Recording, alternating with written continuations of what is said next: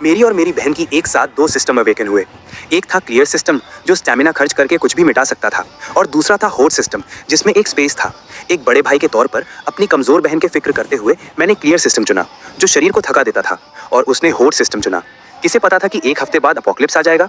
भयानक ठंड और ज़ॉम्बी लहरों के बीच मैंने अपनी क्लियर सिस्टम के दम पर पागलों की तरह ज़ॉम्बियों को मारा और जल्द ही शहर का हीरो बन गया, जबकि मेरी बहन सिर्फ एक वेयरहाउस मैनेजर बनकर रह गई। एक ज़ॉम्बी हमले के दौरान जब मैं बुरी तरह घायल होकर जमीन पर गिर पड़ा और मुझे जान बचाने के लिए सप्लाइज की जरूरत थी, तब मैंने देखा कि मेरी बहन ने सेफ हाउस को अंदर से लॉक कर दिया था। उसने बड़ी बेरहमी से मुझे देखते हुए कहा, तुम ही क्यों हीरो बनो और मैं सिर्फ एक वेयरहाउस मैनेजर बनकर क्यों ना हूं। जब मैंने दोबारा आंखें खोली तो मेरी बहन ने झपट कर क्लियर सिस्टम चुन लिया। मैं समझ गया कि वो भी रीबॉर्न हुई है। मुझे हंसी आ गई क्योंकि उसे क्लियर सिस्टम की कीमत का अंदाजा ही नहीं था। इसे इस्तेमाल करने में बहुत ज्यादा स्टैमिना खर्च होता है। मुझ जैसे तगड़े शरीर वाले इंसान को भी इसे इस्तेमाल करने के बाद ऐसी कमजोरी महसूस होती थी जैसे कोई बड़ी बीमारी हो गई हो, और उसके जैसी नाजुक लड़की जो एक पानी की बोतल का ढक्कन तक नहीं खोल सकती, इसे एक बार इस्तेमाल करके शायद 3 दिन तक बिस्तर से नहीं उठ पाएगी। आंखें खोलते ही मैंने अपनी बहन को कहते सुना, भाई वो लाल वाला मुझे चाहिए। एक बच्चे की तरह जैसे अपना खिलौना छिन जाने का डर हो, उसने तेजी से अपना हाथ दाई ओर के क्लियर सिस्टम की तरफ बढ़ाया। जैसा ही उसकी उंगलियों ने लाल आइकन को छुआ, उसके चेहरे पर एक पागलपन भरी खुशी छा गई। इस जिंदगी में दुनिया का हीरो बनने की बारी मेरी है। फिर उसने पीछे मुड़कर मुझे देखा। उसकी आंखों में घमंड और नफरत साफ झलक रही थी। बेवकूफ भाई, तुम्हें तो पता भी नहीं है कि सबसे ताकतवर एबिलिटी मैंने ले ली है। इस जिंदगी में अब तुम मेरे सामने गिड़गिड़ाओगे। मैं आराम से उस छोड़े हुए होड सिस्टम की तरफ बढ़ा। जिंग चिंग, क्या तुम पक्का वही चुनना चाहती हो? वो थोड़ा कॉम्बैट टाइप का लग रहा है, बहुत मेहनत लगेगी। सिस्टम पाकर जिंग चिंग का घमंड 7वें आसमान पर था। उसने अपने बाल झटके और समझदार बनने का नाटक करते हुए कहा, भाई मैंने सोच लिया है, बचपन से लेकर आज तक तुमने मेरी हिफाजत की है, इस बार मैं तुम्हें प्रोटेक्ट करूंगी। ये मारकाट और खून खराबे वाला गंदा काम मैं कर लूंगी। वो सुनहरा वाला शायद कोई स्टोरेज स्पेस है। तुम्हारे जैसे ध्यान रखने वाले इंसान के लिए वही ठीक रहेगा। तुम बस पीछे रहकर सप्लाई संभालना। मुझे प्रोटेक्ट करेगी? मैंने मन ही मन एक ठंडी मुस्कान दी। असल में तुम मुझे अपना टूर बनाना चाहती हो, ताकि जैसे पिछली जिंदगी में मैंने तुम्हारी रक्षा की, वैसे ही तुम मेरा सारा फायदा उठा सको। मैंने उसे नजरअंदाज किया और अपनी उंगली से सामने चमकते सुनहरे निशान को छुआ। पल भर में एक गर्म सुनहरी रोशनी ने मुझे घेर लिया। System bind successful. होस्ट जिंग बुफान, एबिलिटी इन्फिनिट होड सिस्टम लेवल 1। अपोकलिप्स शुरू होने में 167 घंटे 59 मिनट बाकी हैं। उसी वक्त जिंग चिंग भी अपना सिस्टम बाइंड कर चुकी थी। वो बहुत एक्साइटेड थी। उसने हवा में अपना हाथ घुमाया और टेबल पर रखा क्रिस्टल का एस्ट्रे पलक झपकते ही गायब हो गया। जिंग चिंग का चेहरा सफेद पड़ गया। उसने अपनी छाती पकड़ी और जोर से सांस ली, लेकिन अगले ही पल उसके चेहरे पर जीत की खुशी थी। ये सच है, मुझे वो ताकत मिल गई है। उसने मेरी तरफ देखा। उसकी आंखों में अब पहले वाला प्यार और भरोसा नहीं था, बल्कि साफ घमंड झलक रहा था। भाई मैं थोड़ी थक गई हूँ, मेरे लिए एक गिलास पानी लाओ, और हाँ, मॉम डैड का छोड़ा हुआ वो बैंक कार्ड भी मुझे दे दो। मुझे बाहर जाकर कुछ चीजें खरीदनी है। उसका अंदाज ऐसा था जैसे वो किसी नौकर को हुक्म दे रही हो। मैंने अपनी सगी बहन को घूर रहा था, वही बहन जिसने पिछली जिंदगी में मुझे मौत के मुंह में धकेल दिया था। मैंने धीरे से सिर्फ एक शब्द कहा, दफा हो जाओ। कमरे में सन्नाटा छा गया। जिंकिंग के चेहरे की मुस्कान गायब हो गई। उसे लगा जैसे उसने कुछ गलत सुन लिया हो, क्योंकि बचपन से लेकर आज तक मैंने उसकी हर जिद पूरी की थी। भाई तुमने अभी क्या कहा? क्या तुम अभी भी मुझसे उस लाल सिस्टम को छीनने के लिए नाराज हो? लेकिन मैंने तो ये तुम्हें प्रोटेक्ट करने के लिए ही किया है ना। मैंने कहा, मेरे घर से बाहर निकल जाओ।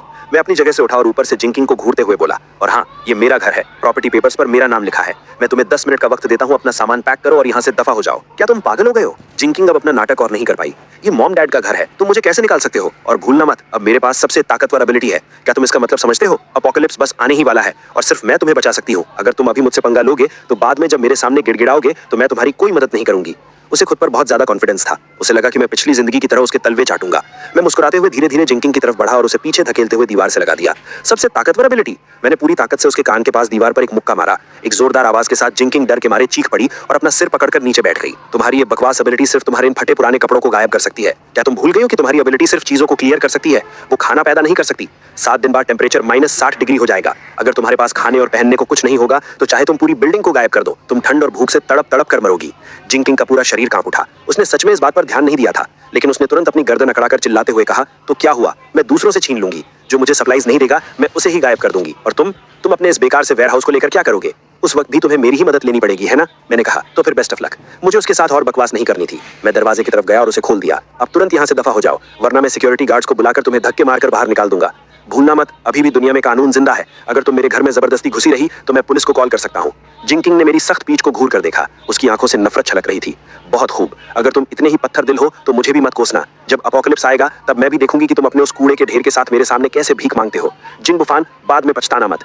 जिंकिंग दौड़कर कमरे में गई। गुस्से में अपने सूटकेस में कुछ कपड़े और गहने ठूसे और अपना सूटकेस घसीटते हुए तेजी से दरवाजे से बाहर निकल गई। जाने से पहले उसने मुझे एक जहरीली नजर से देखा। इस जिंदगी में मैं तुम्हें कुत्ते की तरह अपने सामने मरते हुए देखूंगी। दरवाजा जोर से बंद हुआ। मैं दरवाजे से टेक लगाकर खड़ा हो गया और मैंने एक लंबी सांस छोड़ी। पहला स्टेप पूरा हुआ। इस आस्तीन के सांप से छुटकारा पाकर अब मैं खुलकर अपनी तैयारी कर सकता हूँ। मैंने अपना फोन निकाला और टाइम देखा। 15 जनवरी 2026 सुबह के 10 बजे। अपोकलिप्स आने में अभी पूरे 7 दिन बाकी थे। मैंने अपने 8 मिलियन वाले घर को इंटरनेट पर बेचने के लिए डाल दिया। 20% डिस्काउंट पर इसे तुरंत बेचने और अपने पेरेंट्स की विरासत को मिलाकर मेरे पास करीब 11 मिलियन हो गए। एक ऐसा डूम्सडे बंकर बनाने के लिए जो -70 डिग्री की ठंड और ज़ोंबी की लहरों को झेल सके, और एक इंसान की कई पीढ़ियों तक चलने वाली सप्लाईज जमा करने के लिए ये पैसा ऊंट के मुंह में जीरे के बराबर था। इसके बाद मैंने बैंक को कॉल किया और अपनी कंपनी के शेयर्स और अपना घर सब गिरवी रख दिया। मैंने कुछ प्राइवेट लोन वालों को भी कॉल किया और फिर सारे ऑनलाइन लोन प्लेटफॉर्म्स और क्रेडिट कार्ड्स को पूरी तरह खाली कर दिया। मैं एक पागल जुआरी की तरह बन चुका था। बस एक ही दोपहर में मेरे पास मौजूद कैश 16 मिलियन तक पहुंच गया। बैंक कार्ड में वो चक्कर में डाल देने वाला अमाउंट देखकर मुझे कोई खुशी नहीं हुई, बल्कि मेरे दिमाग में बस एक ही अर्जेंसी थी। पैसे सिर्फ कागज के टुकड़े हैं जब तक कि उन्हें सप्लाईज में न बदल दिया जाए। मैं अपनी वो एसयूवी चलाते हुए सीधा शहर के बाहरी इलाके की तरफ निकल पड़ा, जिसे मैं अभी तक बेच नहीं पाया था। मेरा टारगेट एकदम क्लियर था, शहर के पश्चिमी छोर पर मौजूद abandoned cold chain logistics park. वो कभी पूरे शहर का सबसे बड़ा कोल्ड स्टोरेज बेस हुआ करता था, लेकिन उसका मालिक सारा पैसा लेकर भाग गया और वो जगह वीरान हो गई। वो जगह शहर से दूर है, चारों तरफ खुला मैदान है और वहां डिफेंड करना आसान है।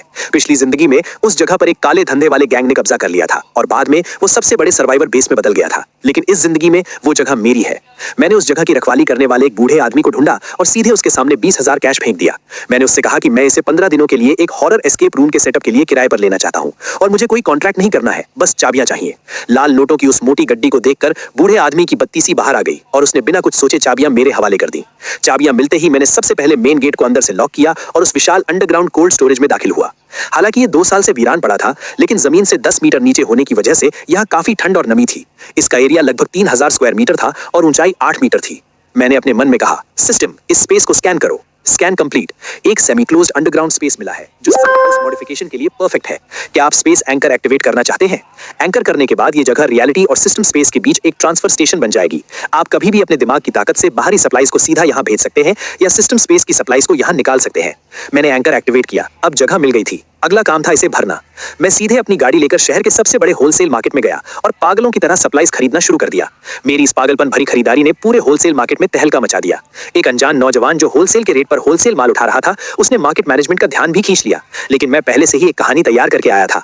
मैंने उनसे कहा कि ये दूर पहाड़ों में मौजूद कुछ बड़ी खदानों के लिए साल भर का राशन है और पहाड़ जल्दी ही बर्फ से ढकने वाले हैं, इसलिए मुझे ये सब कुछ ही दिनों में चाहिए। आज के पैसे वाले जमाने में अगर तुम्हारे पास पैसा है तो चाहे तुम्हारा बहाना कितना भी बेतुका क्यों ना हो, लोग खुद ही उसे सच मान लेते हैं। रात होते ही भारी भरकम ट्रकों का पहला काफिला सप्लाईज लेकर पश्चिमी छोर के उस वीरान कारखाने में दाखिल हुआ। जब सारे मजदूर अपना काम खत्म करके चले गए तो मैंने लोहे का दरवाजा फिर से लॉक कर दिया। वो विशाल कोल्ड स्टोरेज अब सप्लाईज के छोटे छोटे पहाड़ों से भर चुका था। मैं 5 मीटर ऊंचे चावलों के पहाड़ के सामने गया। मैंने अपना हाथ उठाया, अपनी हथेली सबसे नीचे वाली चावल की बोरी पर रखी और कहा, स्टोर। अगले ही पल मेरे सामने मौजूद वो 50 टन चावल पलक झपकते ही गायब हो गया। मैंने अपनी आंखें बंद की और अपना पूरा फोकस सिस्टम स्पेस में लगाया। मैंने देखा कि उस अंतहीन सफेद स्पेस में वो 50 टन चावल हवा में चुपचाप तैर रहा था, बिल्कुल उसी शेप में जैसे वो जमीन पर रखा था। यहाँ वक्त रुक जाता है। अगर 100 साल भी गुजर जाएं, तब भी ये चावल पकाने पर बिल्कुल फ्रेश रहेगा। मुझे अपने अंदर से एक गहरी खुशी महसूस हुई। हर चीज को अपने कब्जे में रखने और सब कुछ कंट्रोल करने का यह एहसास वाकई नशा है। लेकिन ये तो बस शुरुआत थी। -60 डिग्री की भयानक ठंड में अगर कोई हीट सोर्स नहीं होगा तो ये सारा खाना जमकर पत्थर बन जाएगा। मैंने अपने एक दोस्त के जरिए 10,000 ton smokeless diesel, solar panels और जनरेटर्स खरीदे। अभी 7 दिन बाकी थे। मुझे इस कोल्ड स्टोरेज में सिर्फ 10 पीढ़ियों तक चलने वाला खाना ही नहीं भरना था, बल्कि मुझे इसे एक ऐसा कांस्टेंट टेम्परेचर बंकर बनाना था जिसे कोई न्यूक्लियर बॉम्ब भी ना तोड़ पाए। उसी वक्त मेरे फोन पर एक मैसेज आया। भेजने वाली जिंग चिंग थी और मैसेज में एक फोटो थी। फोटो में वो और उसका बॉयफ्रेंड चेन शू एक महंगे फ्रेंच रेस्टोरेंट में बैठे थे। मैसेज में लिखा था, बेचारा भाई, घर से निकाले जाने के बाद क्या अब तुम सिर्फ इंस्टेंट नूडल्स खा रहे हो? मैं और मेरे सीनियर अपनी नई जिंदगी सेलिब्रेट कर रहे हैं। अगर तुम अभी घुटनों के बल बैठकर मुझसे भीख मांगोगे तो मैं शायद तुम्हें रोटी का एक टुकड़ा देने के बारे में सोच सकती हूँ। मैंने स्क्रीन की तरफ देखा और मेरे चेहरे पर एक मजाकिया मुस्कान आ गई। खा लो, जी भर के खा लो, ये तुम्हारी जिंदगी का आखिरी इंसानों वाला खाना है। मैंने बिना कुछ सोचे सिर्फ 3 शब्द रिप्लाई किए, ज्यादा कपड़े पहनना, और फिर सीधा उसे ब्लॉक करके फोन स्विच ऑफ कर दिया। मैं सेकंड फ्लोर के लोहे के वॉकवे पर खड़ा था। नीचे दर्जनों मजदूर चींटियों की तरह उस विशाल लोहे के राक्षस के पेट में काम कर रहे थे। बॉस, तुम्हारी ये डिमांड कुछ ज्यादा ही अजीब नहीं है? ये बोलने वाला इंसान ओल्ड ब्लैक था, जो शहर का सबसे जुगाड़ू कॉन्ट्रैक्टर था। इस वक्त अपने हाथ में पकड़े हुए उस घने ब्लूप्रिंट को देखकर ओल्ड ब्लैक का चेहरा ऐसा लग रहा था जैसे उसे कब्ज हो गई हो। पूरे कमरे में 50 सेंटीमीटर मोटी aerospace grade aerogel insulation layer लगानी है और उसके ऊपर 20 मिलीमीटर की 2 बुलेट प्रूफ स्टील प्लेट्स लगानी है। इस सेटअप से तुम किसी न्यूक्लियर बॉम्ब से बचना चाहते हो या गॉडजिला से, और तुम चाहते हो कि सारे पुराने वेंटिलेशन सिस्टम्स को पूरी तरह सील कर दिया जाए और सिर्फ 2 नए एयर इनलेट्स छोड़े जाएं, वो भी न्यूक्लियर, बायोलॉजिकल और केमिकल फिल्टर सिस्टम के साथ। ओल्ड ब्लैक ने अपने माथे का पसीना पूछा और बोला, भाई इसका खर्च कोई छोटी मोटी रकम नहीं है। मैंने कहा, पैसा तुम्हारे अकाउंट में ट्रांसफर हो गया है, 5 मिलियन एडवांस पेमेंट है। मुझे ये काम 3 दिन के अंदर पूरा चाहिए। सारा मटेरियल रेडी स्टॉक होना चाहिए। अगर स्टॉक नहीं है तो जाकर दूसरे कंस्ट्रक्शन साइट से उखाड़ लाओ। मैं डिफरेंस अमाउंट का 3 गुना पैसा दूंगा। मैंने पलटकर ओल्ड ब्लैक की आंखों में देखा और कहा, मेरी सिर्फ एक शर्त है। मुझसे ये मत पूछना कि मैं ये क्यों कर रहा हूँ। कोई फोटो नहीं खींचना और सोशल मीडिया पर कुछ नहीं डालना। काम खत्म होने के बाद मैं तुम्हें मुंह बंद रखने के लिए 2 मिलियन और दूंगा। ओल्ड ब्लैक के गले की नस जोर से हिली। 7 मिलियन, ये उसके 2 साल के प्रॉफिट के बराबर था। ठीक है बॉस, आज से तुम ही मेरे भगवान हो। जब तुम इतने दरिया दिल हो तो मैं ओल्ड ब्लैक भी यहाँ कसम खाता हूँ, अगर 3 दिन में काम पूरा नहीं हुआ तो मैं अपना सिर काटकर तुम्हारे पैरों में फुटबॉल की तरह रख दूंगा। ओल्ड ब्लैक को पागलों की तरह काम में लगते हुए देखकर मेरे दिल में कोई हलचल नहीं हुई। मैं सिर्फ एक शेल्टर नहीं बना रहा था, बल्कि अपोकलिप्स की दुनिया से बिल्कुल अलग एक पूरा इकोसिस्टम तैयार कर रहा था। मैं फैक्ट्री के एक कोने में गया जहां अभी अभी एक खास माल उतारा गया था। भारी लकड़ी के बक्से तोड़े गए जिसके अंदर से गहरे काले रंग की धातु चमक रही थी। ये कोई आम स्टील नहीं था, बल्कि खास जुगाड़ से मंगवाया गया high voltage power grid generator और मिलिट्री ग्रेड ब्लास्ट प्रूफ शीशा था। अपोकलिप्स के शुरुआती दिनों में सबसे खतरनाक चीज ज़ॉम्बी नहीं होते, बल्कि इंसानी फितरत होती है। जब भूख और ठंड इंसानों को जानवर बना देती है, तब वो लुटेरे किसी आम शटर वाले दरवाजे को कागज की तरह फाड़ देते हैं। मैंने सिस्टम से इन सारे मटेरियल्स को स्टोर करने को कहा और फिर ब्लूप्रिंट के हिसाब से स्पेस एडजस्ट करने का हुक्म दिया। जब मजदूर खाना खाने गए हुए थे, मैंने उन भारी ब्लास्ट प्रूफ शीशों को छुआ और कई टन भारी मटेरियल पलक झपकते ही गायब हो गया। फिर सिस्टम के प्रिसाइज कंट्रोल की मदद से वो शीशे फैक्ट्री की छत की खिड़कियों वाले हिस्से में बिना किसी दरार के एकदम परफेक्ट फिट हो गए। जैसे ही आखिरी कंस्ट्रक्शन गाड़ी वहां से निकली, वो विशाल लोहे का दरवाजा धीरे धीरे बंद हो गया। मैं अपने उस प्राइवेट स्टील बंकर के बीचों बीच खड़ा था। चारों तरफ पहाड़ों की तरह रखी सप्लाईज को देखकर मुझे लगा कि ये अभी भी काफी नहीं है। मैंने अपना फोन चेक किया, बैलेंस 5 लाख से भी कम बचा था। लीगल तरीके से चीजें खरीदने की मेरी लिमिट खत्म हो चुकी थी। अब बारी थी फ्री में माल लूटने की। रात के 2 बजे ईस्ट पोर्ट का बॉन्डेड लॉजिस्टिक्स सेंटर, ये शहर का सबसे बड़ा इंपोर्ट एक्सपोर्ट हब था।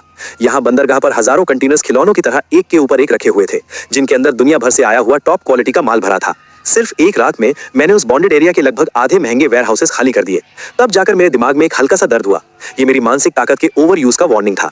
मजबूरी में मुझे अपना काम रोकना पड़ा, हालांकि मेरा मन अभी भरा नहीं था। जैसे ही मैं वहां से निकलने वाला था, अचानक इंजनों की तेज आवाज ने रात का सन्नाटा चीर दिया। कुछ काले रंग की मॉडिफाइड एसयूवीज तेजी से पोर्ट में घुसी और पास ही एक छुपे हुए वेयर हाउस के सामने रुक गईं। दरवाजे खुले और टैटू वाले दर्जनों गुंडे बाहर निकले। उनका लीडर एक गंजा आदमी था जो जोर जोर से चिल्ला रहा था, जल्दी करो, सामान जल्दी लोड करो। लॉन्ग ब्रो ने कहा है ये माल आज रात ही निकल जाना चाहिए। ऊपर वाले आजकल हम पर कड़ी नजर रखे हुए हैं। जो बक्से वो लोग उठा रहे थे, उन पर साफ साफ डेंजर का निशान बना हुआ था। मैंने अपनी आंखें छोटी की और सिस्टम का लॉन्ग डिस्टेंस स्कैन एक्टिवेट किया। स्कैन का रिजल्ट आया TNT explosives, detonators, industrial ammonium nitrate. ये तो हथियारों का जखीरा था। मेरी दिल की धड़कन रुक सी गई। ये तो शहर के सबसे बड़े underground gang black shark gang का स्मगलिंग अड्डा था। उन विस्फोटकों को देखकर, जो न सिर्फ ज़ॉम्बी को चीथड़ों में उड़ा सकते थे, बल्कि किसी भी मजबूत किले को तोड़ सकते थे, मैंने अपने होठों पर जीभ फेरी। ये तो जैसे खुद चलकर आया हुआ कोई बड़ा तोहफा था। इन विस्फोटकों के साथ मेरे पास अपना सबसे बड़ा ट्रम्प कार्ड आ गया था। अब जब मैं यहाँ आ ही गया हूँ तो माफ करना भाइयों। मैंने चुपचाप सिस्टम स्पेस की ताकत का इस्तेमाल किया और वेयरहाउस के पीछे पहुंच गया। मैंने अपना हाथ उस पतली सी स्टील की दीवार पर रखा। ये दूरी सिस्टम के स्टोरेज रेंज के बिल्कुल अंदर थी। सिस्टम, वेयरहाउस के अंदर मौजूद सारे विस्फोटकों को लॉक करो और सब कुछ स्टोर कर लो। वेयरहाउस के अंदर सामान ढो रहे गुंडों की आंखों के सामने अंधेरा सा छा दिया। अभी अभी उनके हाथों में जो भारी बक्से थे, वो अचानक गायब हो गए। वहां एकदम सन्नाटा छा गया। वो दर्जनों भारी भरकम गुंडे अपने हाथ हवा में उठाए उसी पोज में खड़े थे और एक दूसरे को फटी आंखों से देख रहे थे। शिट, बक्से कहाँ गए? क्या यहाँ भूत है? लॉन्ग ब्रो, गड़बड़ हो गई, माल गायब हो गया, सब कुछ गायब हो गया। वो गंजा लीडर दौड़कर अंदर आया। उस खाली वेयरहाउस को देखकर उसके चेहरे पर पहले गुस्सा आया, फिर खौफ और फिर उसे अपनी आंखों पर शक होने लगा। कौन है? किसने किया ये? बाहर निकल कर आ। उसने अपनी बंदूक निकाली और हवा में पागलों की तरह लहराने लगा। और मैं इस अफरा तफरी का फायदा उठाकर बहुत पहले ही पोर्ट की दीवार फांदकर रात के अंधेरे में गायब हो चुका था। Countdown 24 hours. आखिरी दिन भी शहर में वही चहल पहल थी। किसी को नहीं पता था कि ये पुरानी दुनिया का आखिरी सूरज है। मौसम विभाग ने कोल्ड वेव का ब्लू अलर्ट जारी किया था, जिसमें कहा गया था कि कल टेम्परेचर 10 से 15 डिग्री नीचे गिर जाएगा। किसी ने इसे सीरियसली नहीं लिया। सबको लगा कि बस थोड़े मोटे कपड़े पहनने पड़ेंगे। मैं उस दिन बाहर नहीं निकला। मैं पश्चिमी इलाके के अपने उस बंकर में रहकर आखिरी चेकिंग कर रहा था। दरवाजे और खिड़कियां पूरी तरह सील कर दी गई थी और अंदर आने के लिए सिर्फ एक मेन गेट छोड़ा गया था। मैंने अपना फोन खोला और आखिरी बार अपना सोशल मीडिया देखा। जिंग क्विंग ने 1 घंटे पहले एक पोस्ट डाला था। हालांकि सर्दियां आ रही हैं, लेकिन मेरा दिल बहुत गर्म है। इस सरप्राइज के लिए थैंक यू सीनियर। हमारा फ्यूचर बहुत ब्राइट है और कुछ लोग बस अपने सड़े हुए पैसों के साथ पड़े पड़े सड़ते रहेंगे। मुझे बड़ी बड़ी जोरदार हंसी आ गई। मैंने उस पोस्ट को लाइक किया और नीचे कमेंट में लिखा, इस आखिरी सुकून को अच्छे से एंजॉय कर लो, जल्द ही मौसम बहुत गर्म होने वाला है। उसी वक्त खिड़की के बाहर गिर रही हल्की हल्की बारिश अचानक रुक गई और फिर एक टेबल टेनिस की गेंद के बराबर बड़ा ओला मेरे बुलेट प्रूफ शीशे पर जोर से टकराया। फिर दूसरा, फिर तीसरा। ओले गोलियों की तरह बरसने लगे और उनके साथ तेज तूफानी हवाएं चीखने लगी। टेम्परेचर एकदम से जमीन पर आ गिरा। मेरे फोन की स्क्रीन पर एक इमरजेंसी न्यूज फ्लैश हुई। एक बेहद खतरनाक पोलर वोर्टेक्स की वजह से पूरी दुनिया का टेम्परेचर अगले 3 घंटों में 50 डिग्री नीचे गिर जाएगा। सभी नागरिकों से अपील है कि वो तुरंत अपने घर लौट जाएं। तुरंत अपने घर लौट जाएं। ये कोई ड्रिल नहीं है। अपोकलिप्स शुरू हुए अभी बस 10 मिनट ही हुए थे और बाहर की दुनिया का रंग पूरी तरह बदल चुका था। पलक झपकते ही सड़कों पर काली बर्फ की एक मोटी परत जम गई। दर्जनों गाड़ियां आपस में टकराईं और उनमें आग लग गई। लेकिन इससे पहले कि आग फैल पाती, उस भयानक ठंड ने उसे वहीं दबा दिया और वो आग एक अजीब सी जमी हुई हालत में बदल गई। गाड़ियों में फंसे लोग दहशत में दरवाजे खोलकर भागना चाहते थे, लेकिन दरवाजे बर्फ से जाम हो चुके थे। कुछ लोग खिड़कियां तोड़कर बाहर निकले, लेकिन बाहर की हवा को छूते ही ऐसा लगा जैसे उनके शरीर की सारी गर्मी निचोड़ ली गई हो। उनकी हरकतें तुरंत सुन्न पड़ गईं। उनके चेहरों पर दहशत का वो भाव जम गया और वो जिंदा बर्फ के पुतलों में बदल गए। अंदर के थर्मामीटर से पता चल रहा था कि बाहर का टेम्परेचर -30 डिग्री से भी नीचे जा चुका है और अभी भी हर मिनट 1 डिग्री की रफ्तार से गिर रहा है, जबकि मेरे सेफ हाउस के अंदर का टेम्परेचर 24 डिग्री पर सेट था। मैंने अपना जैकेट उतारा और सिर्फ एक पतली सी टी-शर्ट पहनकर बैठ गया। मैंने एकदम सही पके हुए वैग्यू बीफ का एक टुकड़ा अपने मुंह में डाला। आहा, सुकून। उसी समय शहर के बीचों बीच एक महंगे अपार्टमेंट में, बहुत ठंड है, ये क्या हो रहा है? हीटर क्यों बंद हो गया? जिंग क्विंग अपनी नई खरीदी हुई कश्मीरी रजाई ओढ़े हुए थी, फिर भी वो ठंड से कांप रही थी। अभी अभी पूरे सोसाइटी का हीटिंग सिस्टम पाइप फटने की वजह से ठप हो गया था। कमरे का टेम्परेचर -5 डिग्री तक गिर चुका था। हालांकि ये अभी जानलेवा नहीं था, लेकिन लाड़ प्यार में पली बढ़ी जिंग क्विंग के लिए ये किसी नर्क से कम नहीं था। सीनियर, जल्दी कुछ सोचो, हम ठंड से मर जाएंगे। उसने अपने बगल में बैठे चेंगशू को धक्का दिया। चेंगशू की भी ठंड से हालत खराब थी। वो पागलों की तरह सारे कपड़े अपने ऊपर लाद रहा था। चुप रहो, मेरी भी हालत खराब है। ये मनहूस मौसम अचानक कैसे बदल गया? जल्दी ढूंढो, क्या कोई हीट पैच बचा है? सारे हीट पैचेस उस बक्से में हैं। जिंग क्विंग ने कोने की तरफ इशारा किया। दोनों ने पागलों की तरह ढूंढना शुरू किया, लेकिन उन्हें सिर्फ 10 से भी कम हीट पैचेस मिले। ये रात काटने के लिए बिल्कुल भी काफी नहीं थे। हाँ, तुम्हारा भाई तो अमीर है ना? मौसम अचानक कैसे बदल गया? जल्दी ढूंढो, क्या कोई हीट पैच बचा है? सारे हीट पैचेस उस बक्से में हैं। जिंग क्विंग ने कोने की तरफ इशारा किया। दोनों ने पागलों की तरह ढूंढना शुरू किया, लेकिन उन्हें सिर्फ 10 से भी कम हीट पैचेस मिले। ये रात काटने के लिए बिल्कुल भी काफी नहीं थे। हाँ, तुम्हारा भाई तो अमीर है ना? वो पक्का किसी बड़े होटल में होगा या उसने कोई हीटिंग इक्विपमेंट खरीदा होगा। जल्दी उसे कॉल करो। जिंग क्विंग को जैसे डूबते को तिनके का सहारा मिल गया। उसने कांपते हाथों से फोन उठाया और मेरा नंबर डायल किया। Sorry, the number you are dialing is currently switched off. Shit. Jing King ने गुस्से में फोन सोफे पर पटक दिया। इस कमीने की आज फोन बंद करने की हिम्मत कैसे हुई? शांत हो जाओ, शांत हो जाओ। चेंगशू की आंखें चमकी। मुझे याद आया, कुछ दिन पहले मैंने तुम्हारे भाई को साउथ सिटी होलसेल मार्केट में देखा था। मैं काफी दूर था, लेकिन मैंने उसे बार बार ये कहते सुना कि पश्चिमी छोर पर एक फैक्ट्री है। वहां सच में एक वीरान फैक्ट्री है। ऐसे मौसम में वो पक्का वहीं छिपा होगा। हम उसे ढूंढने चलते हैं। बाहर इतनी भयानक बर्फबारी हो रही है। जिंग किंग ने खिड़की के बाहर उस डरावने तूफान को देखा और पीछे हट गई। अगर हम नहीं गए तो मर जाएंगे। ये बर्फबारी इतनी जल्दी नहीं रुकने वाली। कुछ और घंटों में घर के पानी के पाइप भी फट जाएंगे। हमारे पास गाड़ी है और उसमें एसी है। एक बार तुम्हारा भाई मिल जाए, फिर तुम्हारे सिस्टम और मेरे दिमाग के सामने उसकी क्या औकात? तब उसकी सारी सप्लाईज हमारी हो जाएंगी। उनके लालच ने उनके डर को हरा दिया। दोनों ने अपने ऊपर सारे कपड़े लाद लिए और किसी तरह लड़खड़ाते हुए नीचे जाकर गाड़ी में बैठ गए। गाड़ी स्टार्ट हुई और जैसे ही अंदर गर्म हवा आई, दोनों ने राहत की सांस ली। चलो पश्चिमी इलाके की तरफ चलते हैं। जिंग किंग की आंखों में एक बेरहमी भरी चमक आ गई। एक बार मुझे जिंग बुफान मिल जाए तो मैं उसे बर्फ में घुटनों के बल बिठाऊंगी और उससे माफी मंगवाऊंगी, ताकि मैं उसकी पहले वाली बदतमीजी के लिए उसे माफ कर सकूं। और उधर पश्चिमी इलाके में मैं अपने मॉनिटरिंग स्क्रीन के एक कोने को घूर रहा था। वहां कुछ आवारा कुत्ते एक दूसरे से चिपककर ठंड से कांप रहे थे। अचानक उनमें से एक कुत्ते का शरीर जोर जोर से झटके खाने लगा। उसकी आंखें पल भर में खून की तरह लाल हो गईं और एक खौफनाक गैर इंसानी चीख उस वीरान जगह पर गूंज उठी। उस म्यूटेटेड ज़ॉम्बी कुत्ते ने अपने ही साथी पर हमला कर दिया। बर्फ पर खून के फवारे छूट पड़े, जो तुरंत लाल बर्फ के टुकड़ों में जम गए। ये कोई आम वायरस नहीं था, ये एक्सट्रीम कोल्ड ज़ॉम्बी वायरस था। इन्हें ठंड से डर नहीं लगता, बल्कि जितनी ज्यादा ठंड होती है, ये उतने ही ज्यादा खतरनाक हो जाते हैं। मैंने अपने चॉपस्टिक्स नीचे रखे तो आखिरकार ये शुरू हो ही गया। मैं अपनी जगह से उठा, कंट्रोल पैनल के पास गया और वो लाल बटन दबा दिया। Level 1 combat defence mode activated. Factory के बाहर मौजूद फर्स्ट लाइन ऑफ डिफेंस के हाई वोल्टेज ग्रिड में बिजली दौड़ गई। उस तूफानी बर्फबारी में नीली बिजलियां कड़कने लगी। मैंने अपने रेड वाइन का ग्लास उठाया, स्क्रीन पर दिख रहे उस बर्फीले तूफान की तरफ इशारा किया और कहा, नरक में तुम्हारा स्वागत है मेरे मेहमानों। पश्चिमी इलाके का बर्फीला तूफान अब एक सफेद तबाही में बदल चुका था। सामने 5 मीटर तक भी कुछ दिखाई नहीं दे रहा था। एक सफेद BMW X5 किसी पियक्कड़ की तरह उस सड़क पर रेंग रही थी, जहां पहले से ही आधा मीटर बर्फ जम चुकी थी। हम अभी तक क्यों नहीं पहुंचे? तुमने तो कहा था सिर्फ 20 किलोमीटर है। जिंग किंग पैसेंजर सीट पर बैठी थी। उसने अपने ऊपर 2 भारी रजाइयां डाली हुई थी, फिर भी ठंड से उसके दांत किटकिटा रहे थे। चुप रहो। स्टीयरिंग व्हील पकड़े हुए चैन शू के हाथ सुन्न हो चुके थे। उन पर नीले और बैंगनी रंग के फ्रॉस्ट बाइट्स हो गए थे। नेविगेशन दिखा रहा है कि वो बस आगे ही है। लानत है, इस रास्ते पर कुछ दिखाई नहीं दे रहा। अचानक एक जोरदार आवाज हुई। गाड़ी जोर से नीचे धसी और फिर पूरी तरह बंद हो गई। गाड़ी का निचला हिस्सा सड़क के बीच पड़ी एक बड़ी बर्फ की चट्टान में फंस गया था। गाड़ी खराब हो गई। चैन शू ने मायूसी में स्टीयरिंग व्हील पर मुक्का मारा, लेकिन उसका हाथ उस बर्फ जैसे ठंडे लेदर कवर से टकराया और वो दर्द से तड़प उठा। क्या? जिंग किंग चीख पड़ी। क्या तुम मुझे यहाँ मारना चाहते हो चैन शू? तुम एकदम नकारा हो। बकवास बंद करो। अगर हिम्मत है तो खुद आकर चला लो। चैन शू का भी जिंदा रहने का डर उसके प्यार के नाटक पर हावी हो गया। बाहर निकलो। वो सामने जो काला सा साया दिख रहा है वो शायद वही फैक्ट्री है। पैदल चलते हैं। उन दोनों के पास अब कोई चारा नहीं था। गाड़ी में रहने का मतलब था ठंड से जमकर मर जाना। उन्होंने अपनी रजाइयां कसकर लपेटी और दो बेवकूफ पेंगुइन की तरह लड़खड़ाते हुए उस बर्फीले तूफान में उतर गए। जिंग जिंग को लग रहा था जैसे उसके फेफड़े ठंड से फट जाएंगे। हर एक सांस मौत जैसी लग रही थी। सिर्फ 500 मीटर का रास्ता जो आम दिनों में कुछ मिनटों का होता था, उसे पार करने में उन्हें पूरे आधे घंटे लग गए। जब वो लोहे के राक्षस जैसी फैक्ट्री उनके सामने आई तो वो दोनों लगभग घुटनों के बल रेंगते हुए मेन गेट तक पहुंचे। लेकिन सामने का नजारा देखकर वो सुन्न रह गए। ये कोई वीरान फैक्ट्री कहां से है? ये तो साफ साफ एक स्टील बंकर था। पुरानी लाल ईंटों की दीवारों को पूरी तरह से सिल्वर ग्रे धातु की मोटी चादरों से ढक दिया गया था। जिंग जिंग दौड़कर उस विशाल स्टील गेट के पास गई और पागलों की तरह दरवाजा पीटने लगी। जिंग बुफान, मुझे पता है तुम अंदर हो। दरवाजा खोलो। भाई, मैं किंग चिंग हूं। मैं ठंड से मर रही हूं। जल्दी दरवाजा खोलो और मुझे अंदर आने दो। जिंग बुफान, मैं चैन शू हूं। हम तुम्हारे अपने हैं। तुम हमें ऐसे मरने के लिए कैसे छोड़ सकते हो? दोनों पूरी ताकत से चिल्ला रहे थे, लेकिन उनकी आवाज उस तूफान में तुरंत गायब हो गई। अंदर मैं एक बड़े से लेदर सोफा पर बैठा था और मेरे सामने एक पूरी दीवार मॉनिटरिंग स्क्रीन से भरी थी। स्क्रीन पर दो धुंधले लाल थर्मल इमेजिंग साए दरवाजे से चिपके हुए थे, बिल्कुल दो लाचार मक्खियों की तरह। मेरे हाथ में लफाइट वाइन का एक गिलास था जिसे मैं हल्के हल्के हिला रहा था। पास ही रखे एक छोटे तांबे के बर्तन में लाल तेल उबल रहा था जिसमें से पागल कर देने वाली मसालेदार खुशबू आ रही थी। मैंने कहा, सिस्टम, बाहर का स्पीकर ऑन करो। बाहर के स्पीकर से बिजली की एक हल्की सी आवाज आई जिससे वो दोनों चौंक गए और फिर उस तूफान में एक सुस्त, शांत और हल्की मुस्कान से भरी आवाज गूंजी। कौन है? आधी रात को दूसरों को परेशान करना जुर्म है क्या, तुम्हें नहीं पता? ये आवाज सुनते ही जिंग जिंग की आंखों से आंसू छलक पड़े। भाई, मैं हूं, तुम्हारी बहन। जल्दी दरवाजा खोलो। बाहर बहुत ठंड है। हम मरने वाले हैं।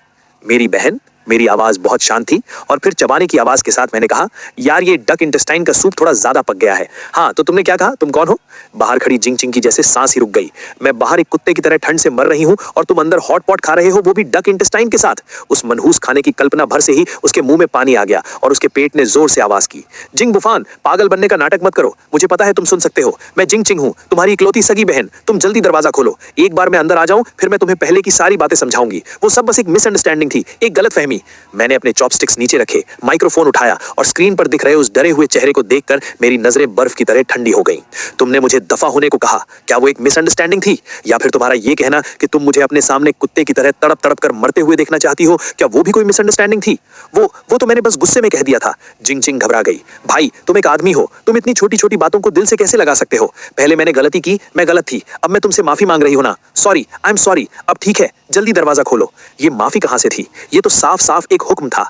उसे लगता था कि अगर वो सिर झुकाकर ये 3 शब्द कह देगी तो मुझे उसे माफ करना ही पड़ेगा। पिछले 20 सालों का यही तो नियम था, लेकिन अफसोस अब नियम बदल चुके थे। अगर सिर्फ माफी मांगने से सब कुछ ठीक हो जाता तो पुलिस किस काम की? मैंने ठंडी हंसी हंसते हुए कहा, जब तुम में इतनी ही अकड़ है तो अपनी उस सबसे ताकतवर एबिलिटी का इस्तेमाल करके अंदर आओ ना। तुम्हारे पास क्लियर सिस्टम है ना। ये दरवाजा तुम्हारी आंखों में चुभ रहा है तो इसे क्लियर कर दो। ये बात एक बिजली की तरह जिंग जिंग के दिमाग पर गिरी। हाँ, मेरे पास तो सिस्टम है। वो ठंड से इतनी पागल हो चुकी थी कि वो अपना सिस्टम ही भूल गई थी। ठीक है, तुम दरवाजा नहीं खोलते तो मैं खुद खोल लूंगी, फिर बाद में मेरे सामने गिड़गिड़ाना मत। जिंग जिंग की आंखों में एक बेरहमी छा गई। उसने एक लंबी सांस ली और अपने बर्फ जैसे ठंडे हाथों को उस मोटे दरवाजे पर जोर से रख दिया। उसके शरीर की एनर्जी बाहर निकली और उसके हाथों से एक लाल रोशनी फूटकर दरवाजे पर जोर से टकराई। क्लियर। लेकिन जैसा उसने सोचा था कि दरवाजा गायब हो जाएगा, वैसा कुछ नहीं हुआ। इसके बजाय वो लाल रोशनी एक ना दिखने वाली दीवार से टकराकर तुरंत वापस लौट आई। उस झटके से जिंग किंग के हाथ सुन्न हो गए और वो पीछे बर्फ पर जा गिरी। सिस्टम वार्निंग, टारगेट ऑब्जेक्ट की डेंसिटी बहुत ज्यादा है और इसे high level energy space anchor से मजबूत किया गया है। होस्ट का करंट लेवल 1। इसे क्लियर नहीं किया जा सकता। जबरदस्ती क्लियर करने पर आपकी लाइफ फोर्स खर्च होगी। नहीं, ऐसा नहीं हो सकता। जिंग किंग ने उस दरवाजे को हैरानी से देखा जो अपनी जगह से 1 इंच भी नहीं हिला था। मेरा सिस्टम सबसे ताकतवर है। ऐसा कैसे हो सकता है कि ये एक दरवाजा तक ना खोल पाए? स्पीकर से मेरी बेदर्दी भरी हंसी गूंजी। मैं तुम्हें बताना भूल गया, इस दरवाजे को बनाने में मैंने 5 मिलियन का एरोस्पेस ग्रेड एलॉय इस्तेमाल किया है और ऐसा लगता है कि मेरा सिस्टम तुम्हारे सिस्टम का पक्का इलाज है। तुम्हारा क्लियर सिस्टम मेरे होट सिस्टम को क्लियर नहीं कर सकता। अब यहां से दफा हो जाओ। मेरे दरवाजे की बर्फ गंदी मत करो। स्पीकर बंद हो गया। फिर अचानक दरवाजे के ऊपर लगे सर्च लाइट्स चालू हो गए और दो बहुत तेज रोशनी सीधे उन दोनों के चेहरों पर पड़ी, जिससे उनकी आंखें चुंधिया गईं। जिंग बर्फ पर बैठी हुई थी, अपनी हड्डियों को चीर देने वाली उस ठंड को महसूस करते हुए और उस दरवाजे को देखते हुए जो कभी नहीं खुलने वाला था। उसने पहली बार जाना कि असली खौफ और बेबसी क्या होती है। आधा घंटा बीत गया। जिंग और चेंशु वहां से नहीं गए क्योंकि उनकी गाड़ी खराब हो चुकी थी। वो बस फैक्ट्री के दरवाजे के पास एक छोटी सी खाली जगह में सिकुड़ कर बैठ गए। क्या करें, मुझे मेरे पैर महसूस नहीं हो रहे हैं। जिंग के होंठ गहरे बैंगनी हो चुके थे और उसकी पलकों पर बर्फ की बूंदें जम गई थी। चेंशु की हालत तो और भी खराब थी। उसने अपने पहले से ही कम कपड़ों में से एक जैकेट जिंग को दे दिया था। अब उसका पूरा शरीर बुरी तरह कांप रहा था और उसकी आंखें बंद होने लगी थीं। मत मत सो जाना, अगर सो गए तो कभी नहीं उठ पाओगे। उसी वक्त उनके सिर के ऊपर से एक इतनी मजबूत खुशबू आई जो किसी की भी रूह खींच ले। उन दोनों ने बहुत मुश्किल से अपना सिर उठाया। खाना है? मैं सेकंड फ्लोर की बालकनी पर खड़ा था और मेरे हाथ में वो हॉट पॉट का कटोरा था। जिंग बुफान, मैं तुम्हारे हाथ जोड़ता हूँ, मुझे एक बाइट दे दो, बस एक घूंट गर्म सूप। चेंशु आखिरकार टूट गया। वो बर्फ पर घुटनों के बल बैठ गया और पागलों की तरह ऊपर की तरफ अपना सिर पटकने लगा। मैंने तुम्हें पहले बास्केटबॉल खेलना भी सिखाया था। हमारे उस पुराने रिश्ते के खातिर मुझे बचा लो। पुराना रिश्ता? मैं हंसा और मैंने चॉपस्टिक से एक बढ़िया पका हुआ बीफ का टुकड़ा उठाया। जब तुम दोनों ने मुझे बाहर मरने के लिए छोड़ दिया था, तब क्या तुमने उस पुराने रिश्ते के बारे में सोचा था? मैंने अपना हाथ खोला और वो गरम गरम बीफ का टुकड़ा जिससे लाल तेल टपक रहा था उन दोनों के सामने नीचे आ गिरा। उस गंदी बर्फ के ढेर में चेंशु लगभग बिना सोचे समझे उसे छीनने के लिए झपटा, लेकिन जिंग उससे भी तेज थी। उसने वो गंदी बर्फ से सना हुआ मांस का टुकड़ा उठाया और सीधा अपने मुंह में ठूस लिया। उसने उसे चबाया तक नहीं, सीधा निगल लिया। उस पल भर की गर्मी ने उसके गले से एक सुकून भरी आवाज निकाल दी, टेस्टी है, बहुत टेस्टी है, बहुत टेस्टी है। जिंग ने रोते हुए अपना सिर हिलाया। जब पेट भर गया है तो अब यहां से दफा हो जाओ। मेरे सिक्योरिटी सिस्टम ने डिटेक्ट किया है कि कुछ छोटे बच्चे अभी की खुशबू से खींचे चले आ रहे हैं। इससे पहले कि वो दोनों कुछ समझ पाते, दूर बर्फीले तूफान में अचानक कुछ हरी आंखें चमकने लगी। हवा के साथ एक भारी गुर्राहट की आवाज आई। वो कुछ म्यूटेटेड ज़ॉम्बी कुत्ते थे।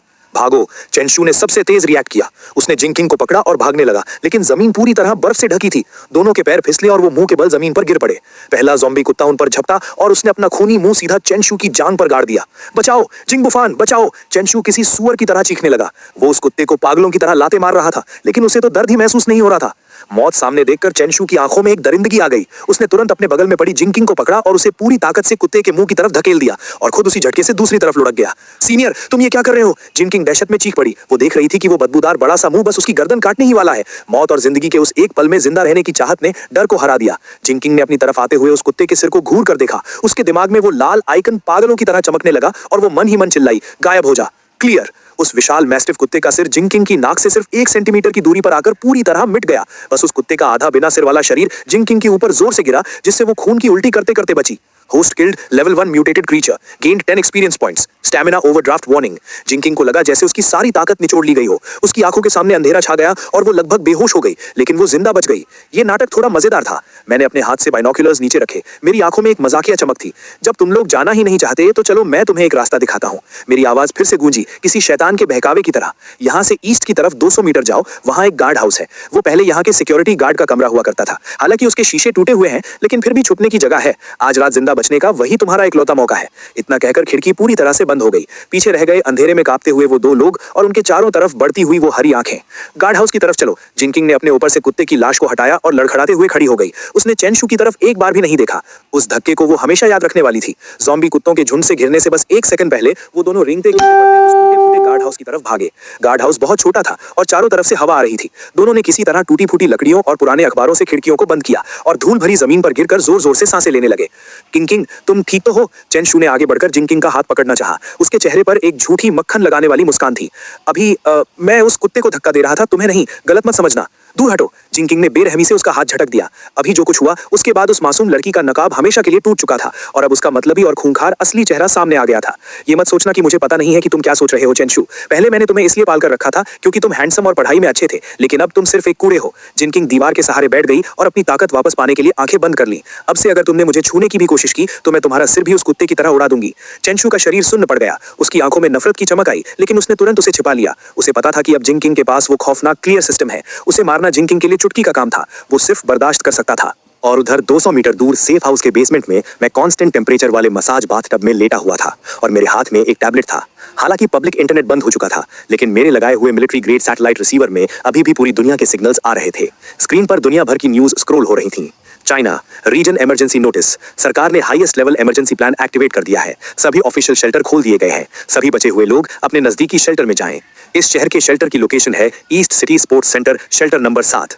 मैंने इस लोकेशन को देखा। पिछली जिंदगी में ये सच में शुरुआत का सबसे बड़ा ऑफिशियल बेस था, लेकिन बहुत ज्यादा लोगों के होने की वजह से सप्लाईज बहुत तेजी से खत्म हुई और खराब मैनेजमेंट की वजह से 1 महीने के अंदर ही वहां वो मशहूर फूड राइट हुआ था जिसमें हजारों लोग मारे गए थे। ऐसा लगता है कि इतिहास बदला नहीं है। मैंने न्यूज बंद की और सिस्टम इंटरफेस खोला। Current total hold volume 32,000 ton. System level 1 experience point 0%। Level up requirement 10 level 1 zombie codes collect करें।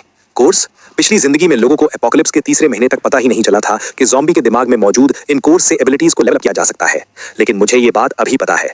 वो बेवकूफ जिंग क्विंग अभी बस अपनी जान बचाने के लिए कुत्ते को मारकर भाग गई, लेकिन सबसे कीमती लूट वो वहीं बर्फ में छोड़ गई।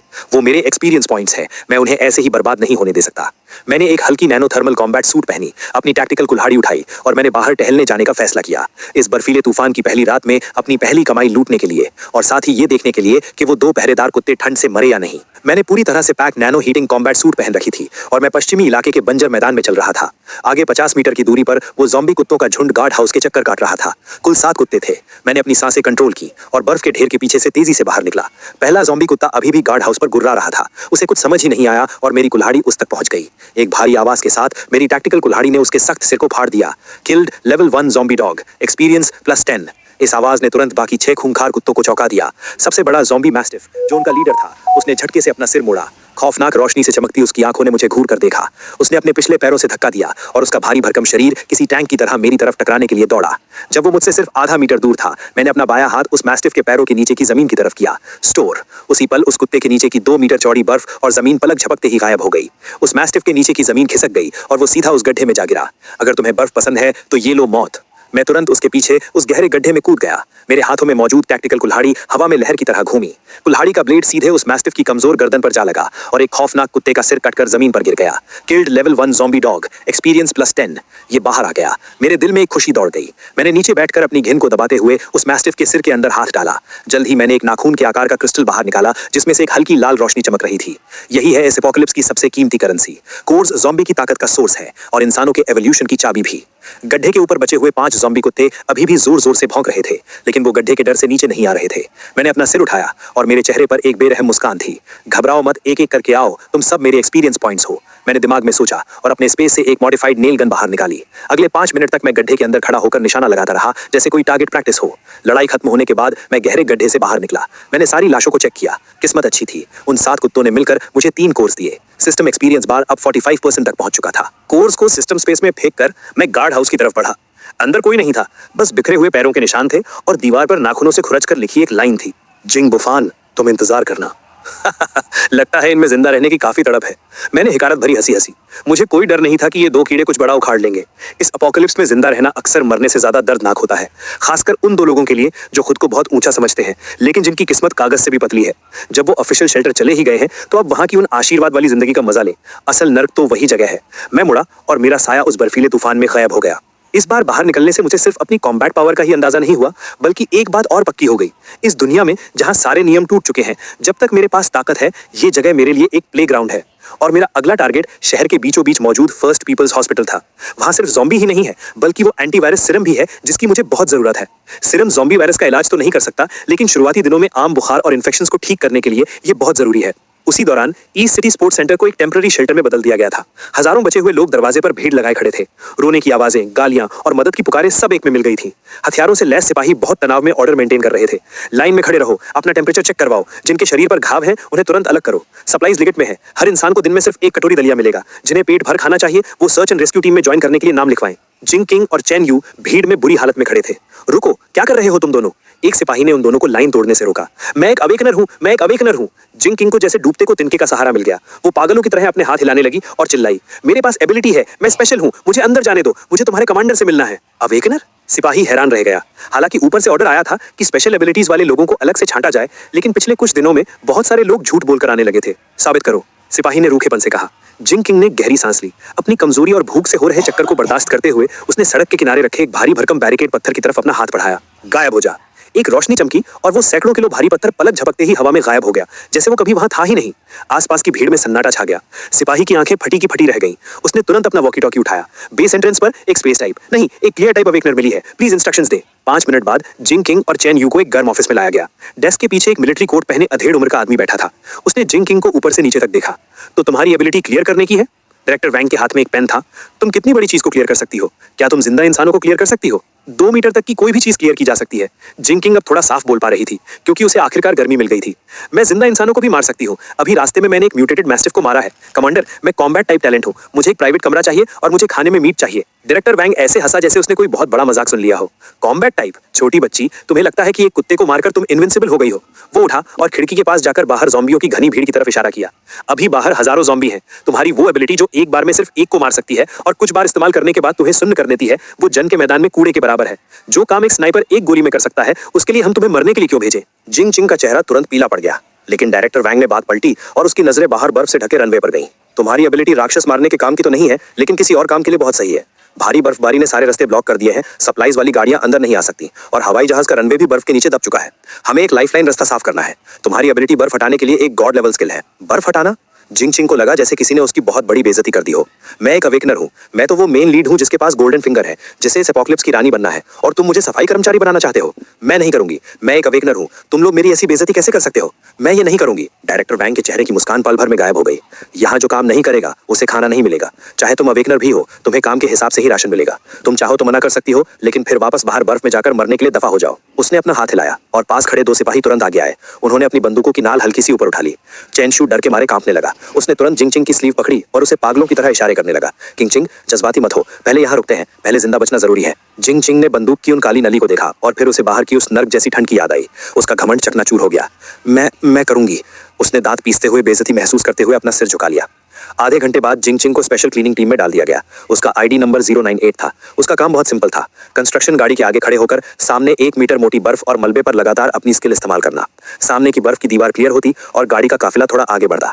हर बार स्किल इस्तेमाल करने पर उसे ऐसा लगता जैसे उसके शरीर से सारा खून चूस लिया गया हो। जल्दी करो, क्या नाटक लगा रखा है? पीछे का काफिला इंतजार कर रहा है। सुपरवाइजर हाथ में स्पीकर लिए चिल्लाता।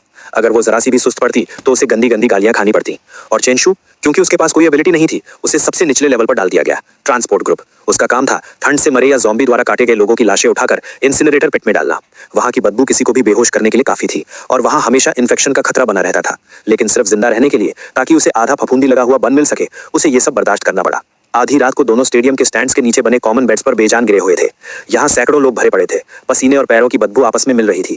जिंग चिंग ने अपने सूजे हुए और फटे हुए हाथों को देखा और उसके आंसू रुकने का नाम नहीं ले रहे थे। ऐसा नहीं होना चाहिए था। मेरे पास सिस्टम है, मैं रीबोर्न होकर वापस आई हूँ। उसे जिंग बुफान की याद आई और उसके गर्म फायरप्लेस की। जिंग बुफान, तुम इस वक्त बहुत खुश होगे ना? जिंग चिंग ने उस गंदे ब्लैंकेट को कसकर पकड़ लिया। उसके नाखून उसके हाथों में गड़ गए। तुम इंतजार करो, बस एक बार मैं यहाँ ऊंचे लेवल पर पहुंच जाऊं, एक बार मैं यहाँ के हाईएस्ट कमांडर से मिल लूं, फिर मैं तुमसे सब कुछ वापस छीन लूंगी।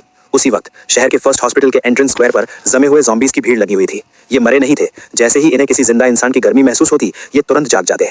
मैंने कहा, system elite force field activate करो। मैंने थोड़ी सी एनर्जी खर्च करके अपने आसपास एक साउंड प्रूफ लेयर बना ली। मैंने ग्रैपलिंग हुक का इस्तेमाल किया और सीधा 3rd फ्लोर की खिड़की पर चढ़ गया। 3rd फ्लोर पर फार्मेसी थी और यहाँ ज़ॉम्बी थोड़े कम थे। आसपास भटक रहे कुछ नर्स ज़ॉम्बीज को मारने के बाद मैं रैक्स के पास गया। मैंने अपना हाथ घुमाया और दवाइयों की पूरी लाइनें पलक झपकते ही गायब हो गई। जब मैं आधा सामान लूट चुका था, तभी नीचे से जबरदस्त फायरिंग की आवाज आई। मैं खिड़की के पास गया और नीचे देखा। 2 मॉडिफाइड राइट कंट्रोल गाड़ियां अस्पताल का दरवाजा तोड़कर अंदर घुसी थीं। 7-8 हथियारों से लैस लुटेरे ज़ॉम्बीज पर गोलियां बरसा रहे थे। उन गाड़ियों पर एक काले शार्क का निशान था, ब्लैक शार्क गैंग। फिर से यही लोग। लगता है उन्हें भी दवाइयों की अहमियत समझ आ गई है और वो रात के अंधेरे में इसे लूटने आए हैं। किस्मत भी क्या खेल खेलती है। मैंने एक ठंडी मुस्कान दी। मैंने जल्दी वहां से निकलने की कोई कोशिश नहीं की, बल्कि मैं खिड़की के पास आराम से टिक कर खड़ा हो गया और नीचे का ड्रामा देखने लगा। ब्लैक शार्क गैंग की फायर पावर बहुत जबरदस्त थी। उन्होंने जल्द ही एक रास्ता साफ कर लिया और सीधे लॉबी की लिफ्ट की तरफ बढ़े। लेकिन बंदूकों की आवाज बहुत तेज थी। सिर्फ स्क्वायर के ज़ॉम्बी ही नहीं, बल्कि आसपास की कई गलियों के ज़ॉम्बी भी वहां खींचे चले आए। जैसे ही ब्लैक शार्क गैंग के लोग लॉबी में घुसे, जमीन अचानक फट गई। एक 3 मीटर से भी लंबा, पूरी तरह से मसल से भरा हुआ विशाल ज़ॉम्बी जमीन फाड़कर बाहर निकला। Level 2 mutated tyrant, strength type. मेरी आंखें सिकुड़ गई। इतनी जल्दी लेवल 2 म्यूटेंट्स आ गए? शिट, ये क्या बला है? ब्लैक शार्क गैंग के लोग डर के मारे सुन्न पड़ गए। कई AK-47 ने एक साथ गोलियां बरसाईं, लेकिन टायरेंट के शरीर पर लगने के बाद उनसे बस खून के कुछ छींटे ही उड़े।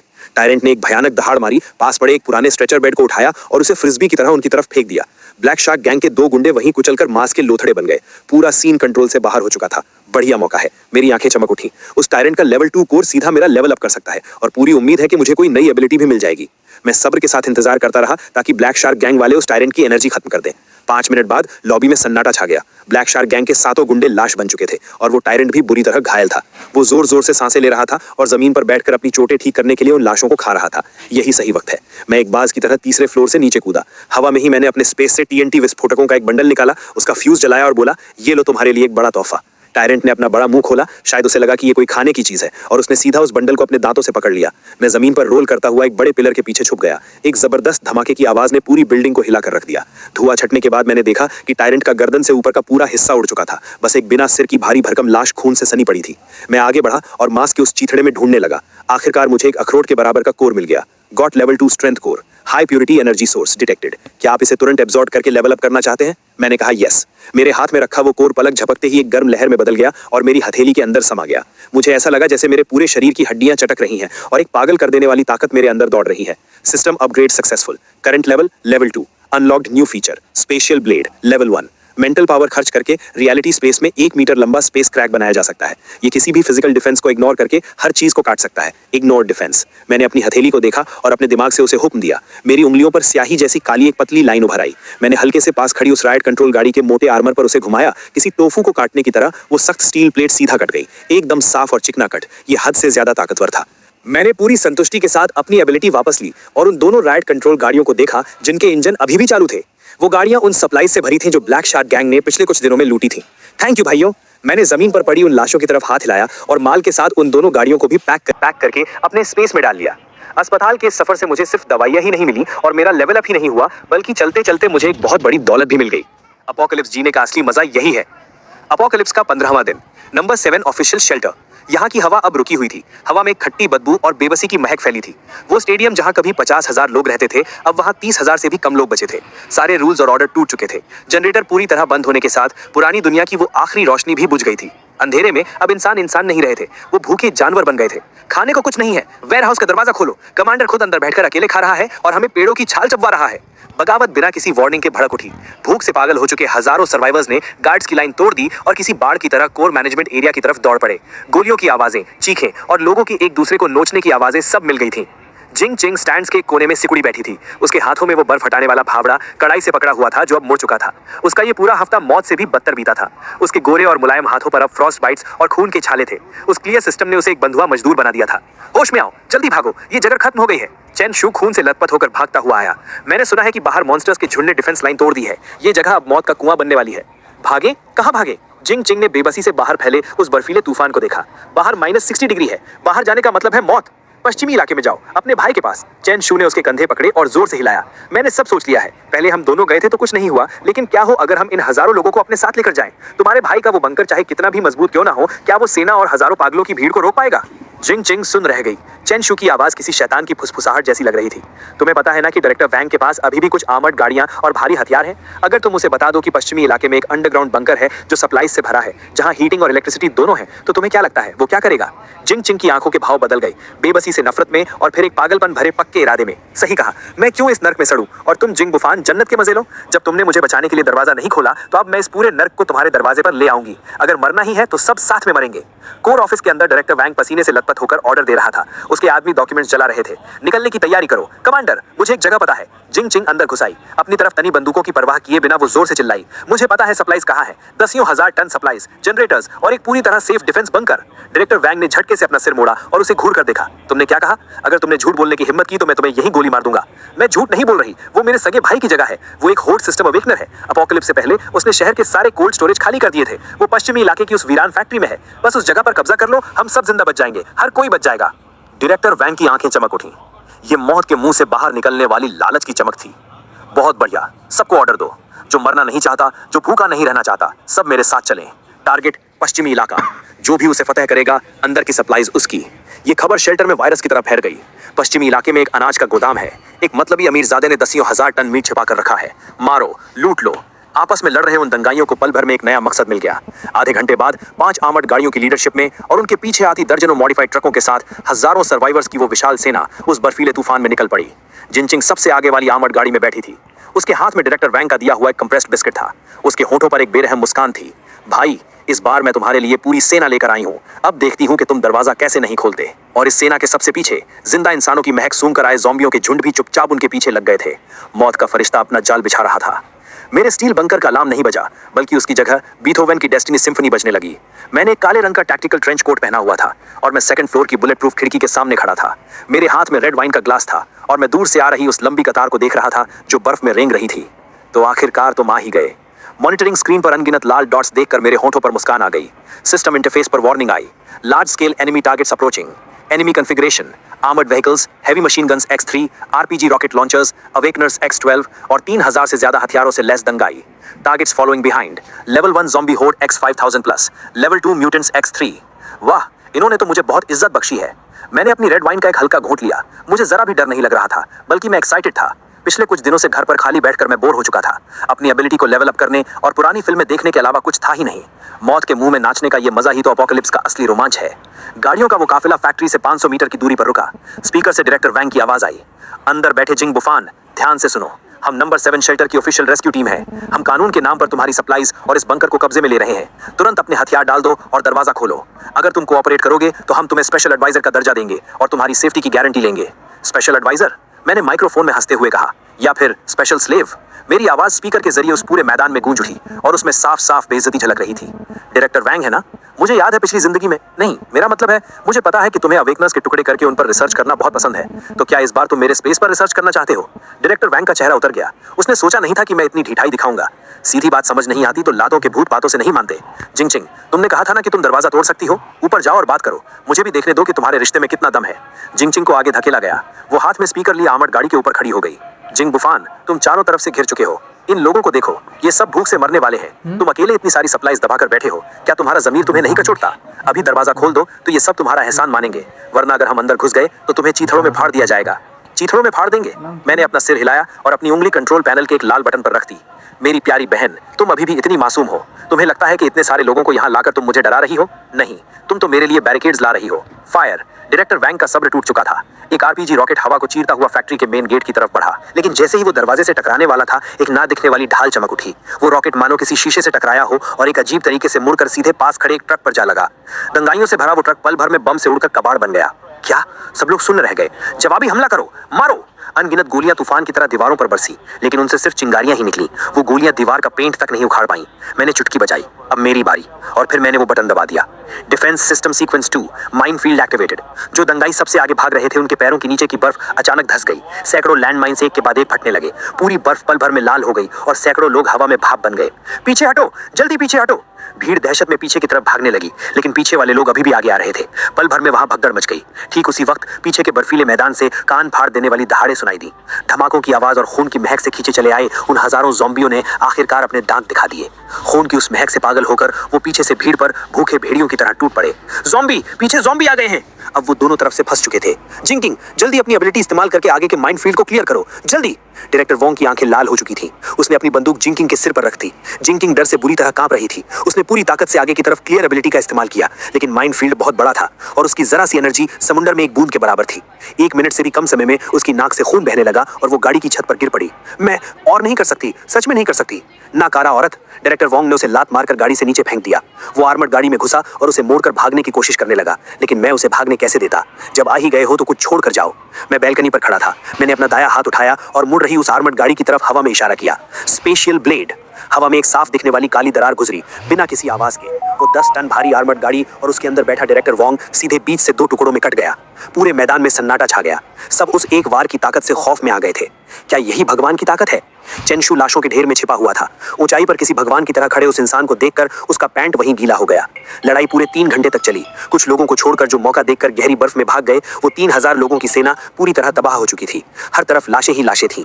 खून की गर्मी से बर्फ पिघली और फिर तुरंत जमकर लाल बर्फ की एक मोटी परत बन गई। ये जगह अब एक बहुत बड़े खुले कब्रिस्तान में बदल चुकी थी। ज़ॉम्बी की भीड़ का सफाया भी मैंने अपनी हैवी मशीन गन से कर दिया था। तूफान रुक चुका था। आसमान में एक फीका चांद चमक रहा था, जो जमीन पर इस नर्क को रोशन कर रहा था। मेन गेट के सामने अब सिर्फ 2 ही जिंदा लोग बचे थे, जिंकिंग और चेंशू।